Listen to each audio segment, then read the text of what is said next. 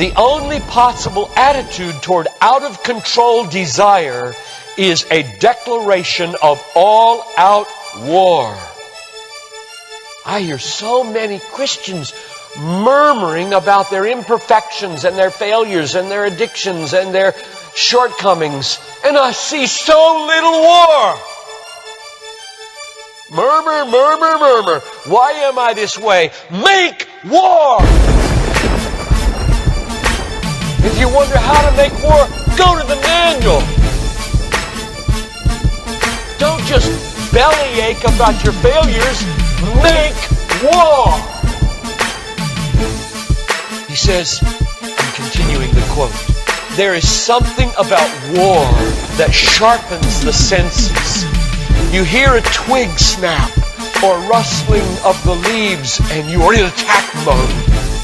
Someone coughs and you are ready to pull the trigger. Even after days of little or no sleep, war keeps us vigilant. There is a mean, violent streak to the true Christian life. But now let's very carefully ask, violence against whom? Or what? Not other people. Not other people. Not other people. Not Muslims. Not Hindus. Not Buddhists. Not atheists. Not secularists. Not nominal Christians. Not wives or husband or children or ornery bosses. But on every impulse in our soul to be violent to other people. Violence, a mean streak in Christianity, against our own selves. And all in us that would make peace with sin and a settling in peacetime mindset. We make war on that in us. It's a violence against all lust in ourselves. All enslaving desires for food, caffeine, sugar, chocolate, alcohol, pornography, money, the praise of man, approval of others, power, fame. This is our enemy. This is where we make war.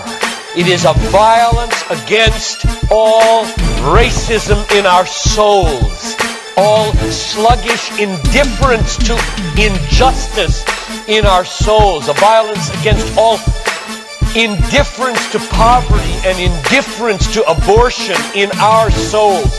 Did you know that in the warfare of Romans, Satan doesn't show up until chapter 16. We tend to think of spiritual warfare as this little thing where you find some way to pray or some way to lay hands on or some way to do a Satan thing.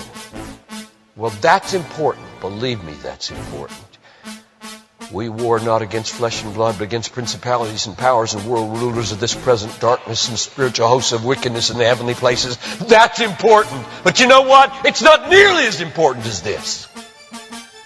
Because the only foothold Satan has in your life is your flesh and your sin. Nobody goes to hell because of Satan. The only reason we go to hell is sin. Much more important than fighting Satan is fighting sin. This warfare in verse 13 is vastly more important than figuring Satan out. Get that. My biggest enemy is not Satan. My biggest enemy is John Piper. And he's the only reason I'll go to hell, not Satan. Satan, you don't have nearly that kind of power. And therefore, I really care about us learning how to do this battle. Christianity is not a settle in, live at peace with the world the way it is religion. Like most Christians live their daily lives. Verse 13. If by the Spirit you kill.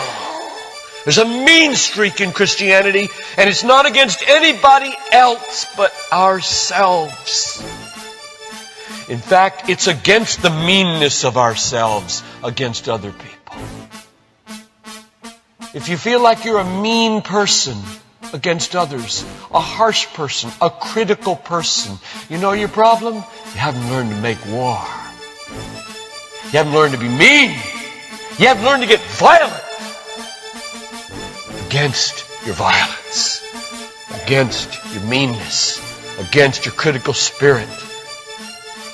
And you complain of it, talk about it, but have you made war 24/7 against it?